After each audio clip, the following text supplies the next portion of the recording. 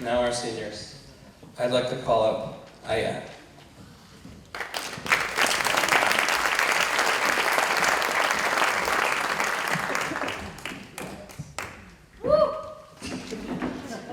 She brought her fan club.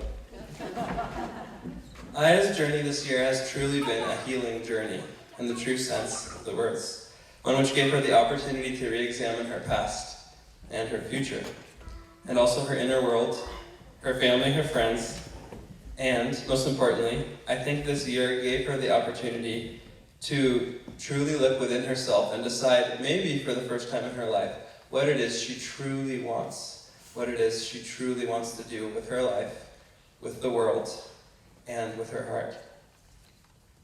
Her word today and for this year is awakening. To truly look at yourself and decide what you want not only takes courage and power and acceptance and love, it also takes trust. And I think for the first time in a long while, she's learned to trust herself and also those that care about her deeply, which she's surrounded by. And I know it also takes humility, because oftentimes to figure out who we truly are and what we're supposed to do, we have to give ourselves permission to fall down, to make mistakes, to fail, and also to give ourselves permission to get up and try again. Aya's award is for awakening, not only because in the 1 year that she's attended this school, I've seen her make more progress than most human beings, adults, children, teenagers make in decades, but her awakening happened on a physical, emotional, mental, and also on a spiritual level. I know that while she was on her service adventure trip in Hawaii this year, she had a profound spiritual awakening that's still unpacking inside of her and guiding her life. And I know that wherever she goes from here on out, she will have a guide within herself. She's still learning what it sounds like and how to trust it, but she knows that it's there. And also, I have to say that what I've observed in Aya this year, especially during my short but very meaningful stint as dorm mom for 3 weeks, was a chance to watch Aya's ability to, with humility, but also with truth, to acknowledge the parts of her that are truly powerful, that are truly wise, and to accept those gifts, not only for her own sake, but for the sake of her friends and family, and also her teachers. So I think she's learned self-reliance, and learned how strong she really is. But truly her awakening has been one of rediscovering the joy of love, the joy of life, and the joy she has for others. And so I know that for this reason, she will always find herself surrounded by friends, surrounded by love, never alone, and always uplifted by those she chooses to serve. So for awakening, I award you Aya.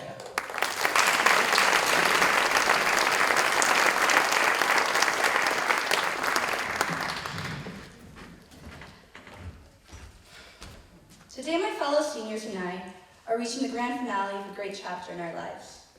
As we prepare ourselves for the future, we must reflect on the lessons we have learned, getting rid of what no longer serves us, and holding dearly to that which we deem true and worthy. These principles will serve as the foundation for the next 18 years of our lives, and we must remain loyal to them, whatever they may be. We are now ready to join the world, not because we are sure of what we will find, because much uncertainty lies in this, but because we know that we have the strength to face all that we encounter. And while this is an exciting thing, as possibility and opportunity can arise anywhere, it is also a sad time, because we're leaving our child selves in order to pursue our adult selves. I came to school this September very different from the person that stands before you today. I could go on and list all the reasons for which I wasn't happy, because there were many, but I'll let you know the essentials. I searched for happiness in everything but the one thing that would lead me towards it, myself. I didn't have the courage to look at myself and see it all, the ugly and the beautiful, the frail and the strong. There is a fearlessness, an honor and strength and love that I was completely unaware of. This lack of grounding left me spiraling, looking for answers in experiences and outside pleasures. And while this pacified my hurting selves for short amounts of time, I would always come back to the self-hatred and pity that I wanted to leave. Living Wisdom School has saved me in that they made me feel loved for the first time in a while. They took me in for all that I was and simply accepted me and nourished me with kindness, joy, wisdom, and peace. I saw this in the way people looked at me, in the way they laughed and talked and played, and in the way they lived their lives guided by goodness. It was a simple but beautifully transforming experience. All of this said, I had not done anything without the people who guided me on my path. Every person standing here has taught me a lesson that I will carry out of high school. I would like to finish the year by thanking those who gave me so much with their presence. Annalisa, thank you first most for helping me trust in people again, for holding me when I was at my lowest, and for teaching me what it means to be a powerful and confident woman. Your friendship has opened me up to the possibilities of human connection and human love. Seb, thank you for your excitement and your love for learning. I will always remember the warmth and strength you emanate. Just being around you is replenishing. You are the ember. Kamala, thank you for blessing us with your sensitive and creative spirit. I am so excited to see all the ways you will learn and grow next year. And if you ever need a friend, please call me, because I'm always here for you. Jan, thank you for the calm wisdom you brought to class every day. The deep respect you hold for all people is beautiful, and the historical lens through which you view your life and your reality has in turn given me an expanded perspective on my own life. Asya, my sister, I'm going to miss you so much. I know we fight and have our moments, but your sensitivity, your intelligence, and your crazy humor grounds me more than you could ever know. I love you. And now to my teachers. Brian, to begin with, I would like to thank you for giving me a new approach to viewing the past. Before now, life seemed disconnected and random, but finally I can see the unity and flowing nature in everything. I would also like to say thank you for your sense of humor.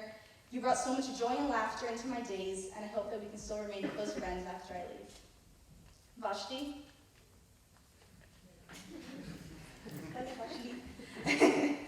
Thank you for teaching me Reiki and giving me a new perspective on spirituality and God. I know that you've had an eventful year filled with much hardship, but also much beauty, and watching you go through all of this with such grace has been reassuring. Gamrosito. You've been the guiding force through all of my introspection, my rediscovering, and my releasing process. Whenever I felt like crying, or punching something, or reverting back to my 4-year-old self, you helped me with patience and love, and saying the one thing that I needed to hear. Thank you for leading by example. Thank you for your wisdom, and for giving me a space to explore and challenge my own beliefs and creativity. You've taught me to always keep aiming higher, and to challenge everything I take for granted by breaking me down, and then building me back up again, and then breaking me down again. Thank you. I love you. I moved around a lot when I was younger, and never really felt secure in any one place. I found this sense of grounding in Living Wisdom School. This school, this community, these mountains are my home, and in them I have learned so much. But now it is time to leave.